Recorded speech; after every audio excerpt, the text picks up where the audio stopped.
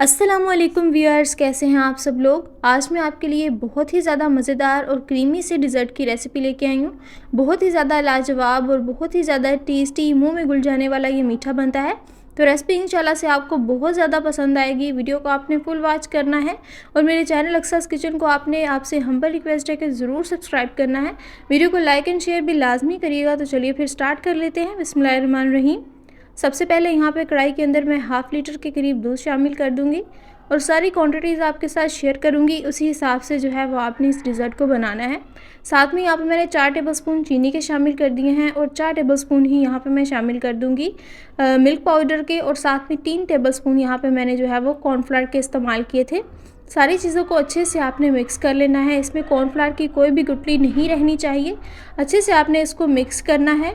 और अभी जो है इसको मैंने फ्लेम के ऊपर नहीं रखा, अभी इसी तरह से हम इसको मिक्स करेंगे और उसके बाद जो है हम इसको फ्लेम के ऊपर रख देंगे।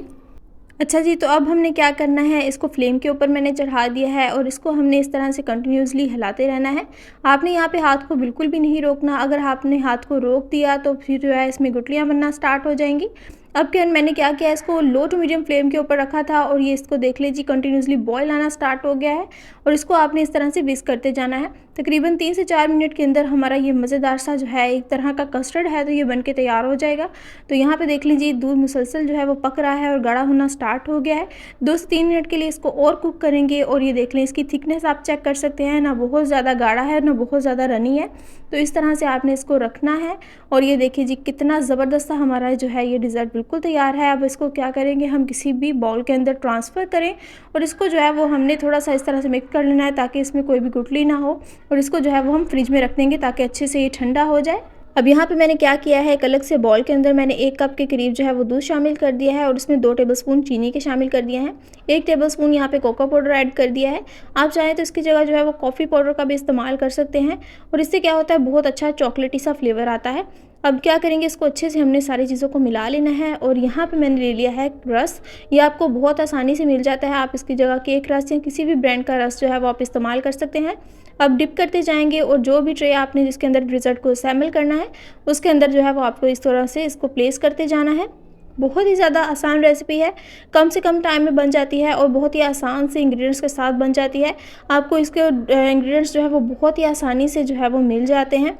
अब क्या करेंगे जी, कस्टर्ड के ऊपर लेयर लगा देंगे और दोबारा से जो है इसके ऊपर हम जो है वो रस की लेयर लगा देंगे। दूध के अंदर डिप करते जाएंगे और इस तरह से इसको प्लेस करते जाएंगे।